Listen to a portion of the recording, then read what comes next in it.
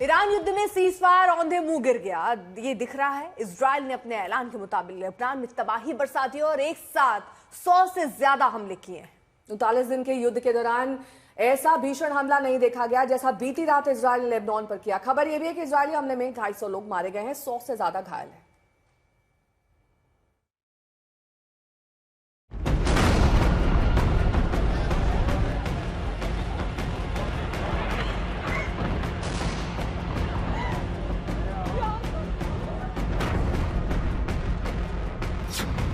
इधर cease fire, उधर Lebanon में नरसंहार।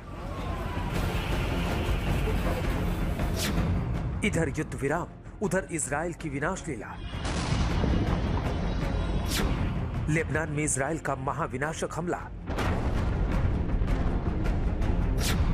बेरूत में बम बारूद मिसाइलों की बौछार।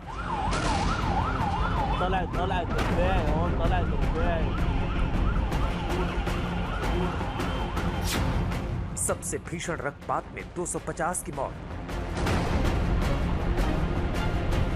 24 घंटे भी नहीं बीते हैं और सीज फायर पर ही संकटों के बादल मंडराते दिखने लगे। ईरान पर हमले थम गए, अमेरिका के सहयोगी खाड़ी देशों पर भी अटैक रुक गए, यहां तक कि इजराइल पर भी हमले बंद हैं, लेकिन लेबनान को युद्ध से मुक्ति नहीं मिली। इजराइल ने लेबनान पर अब तक का सबसे बड़ा हमला बोला है। ये बेरूत का बुर्ज अबी हैदर इलाका है, जहां इजराइल ने बम बरसाकर त्राही त्राही मचा दी। आप विस्फोट के बीच धधकते शोलों को देख सकते हैं और समझ सकते हैं कि यह हमला कितना भीषण था। और यह दक्षिणी लेबनान का बाबड़ा इलाका है, जहां इजराइल ने हमले कर भारी तबाही मचा दी। और यह बेरूत में हवाई अड्डे के पास का इलाका है, यहां भी इजराइल का बड़ा हमला हुआ और भारी अफरा तफरी मच गई। इजराइल ने पहले ही कह दिया था कि सीजफायर में लेबनान पर हमला रोकना शामिल नहीं है।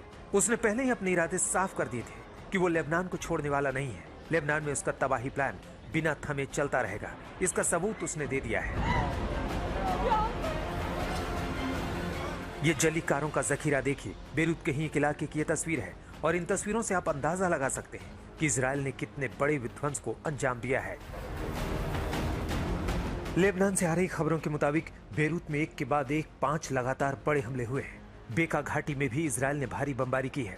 इजरायली हमले में 250 से ज्यादा मौत हुई है। बेरूत में सबसे ज्यादा 91 मौत की खबर है।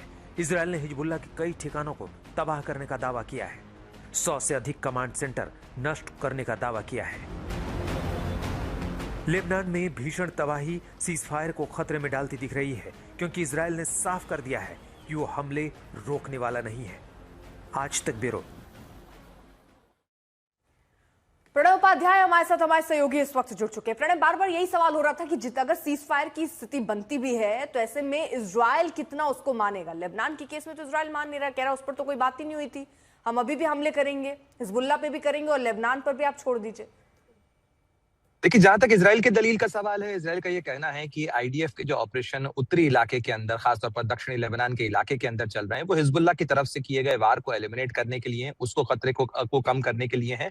दूसरी बात यह है कि अगर इजराइल लेबनान के अंदर अपने ऑपरेशन को लेकर इस सीज फायर को स्वीकार करता है, तो इसका सीधे सीधे तौर पर मतलब होगा कि वो एक तरीके से वैलिडिटी देता है ईरान की उस ताकत को, ईरान की उस सत्ता को, जो कि उसके प्रॉक्सीज के थ्रू वो असर्ट करता है इस पूरे क्षेत्र के अंदर, चाहे वो लेबनान के हिजबुल्लाह हो, चाहे हमास के गाजा का हमास हो, या यमन के अंदर हुती मौजूद हो। तो इसलिए इसके अंदर एक तकनीकी पेंच इजराइल के लिए भी। और साथ ही अगर आप देखें तो प्रधानमंत्री बेंजामिन नेतन्याहू का जो बयान सामने आया और उसके पहले जो इजराइल के अंदर सीज फायर के बाद विपक्ष की तरफ से आरोप लग रहे हैं, इसके अंदर एक राजनीतिक दबाव भी है कि क्या इजराइल ने एक ऐसा सौदा कर लिया है जिसके अंदर उसने अपने रणनीतिक हितों के साथ समझौता कर लिया है। इसको लेकर आरोप लग रहे हैं प्रधानमंत्री नेतन्याहू के ऊपर और एक तरीके का राजनीतिक दबाव भी है। और अगर आप देखें तो इसके बाद ये एक ऐसा सीज फायर था जिसे सोशल मीडिया पर अनाउंस तो पहले कर दिया गया, लेकिन उसके जो ब्रॉड कॉन्टूर्स हैं वो अभी तक तय नहीं हो पाए, यानी पहली बैठक भी नहीं हो पाई है। और उसी के कारण ये है कि इस पे संशय के सवाल हैं, संकट के बादल हैं, और ये संघर्ष विराम कितना टिकेगा, कितना चलेगा, इसको लेकर सबके मन में आशंका है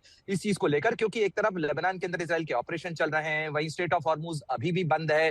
साथ ही तीनों तरफ से ये कहा जा रहा है, चाहे इजराइल हो, उसके प्रधानमंत्री का बयान आप देखें तो उन्होंने कहा कि हमारी उंगली अभी भी ट्रिगर पर है और वो कभी भी दब सकती है। अमेरिकी राष्ट्रपति डोनाल्ड डोनाल्ड ट्रंप ये कह रहे हैं कि हमारे जहाज अभी भी उस इलाके के अंदर मौजूद हैं और यदि स्ट्रेट ऑफ हॉर्मुज नहीं खुला तो हम और जबरदस्त वार कर सकते हैं। वहीं ईरान का कहना है कि यदि समझौते से हटे आप लोग तो उसके बाद फिर हमारे वार फिर से शुरू हो जाएंगे और एक बार फिर वही स्थिति आएगी जिसको टालने के लिए ये सीज फायर किया गया था। यानी तीनों तरफ से आपको इस तरीके के तल्ख बयान देखने को मिल रहे हैं और साथ ही तीनों तरफ से जो है वो धमकियां देखने को मिल रही हैं और इसीलिए ये आशंका गहराई हुई है कि कितना चलेगा समझौता। ठीक है, बहुत बहुत शुक्रिया प्रणय इस तमाम जानकारी के लिए।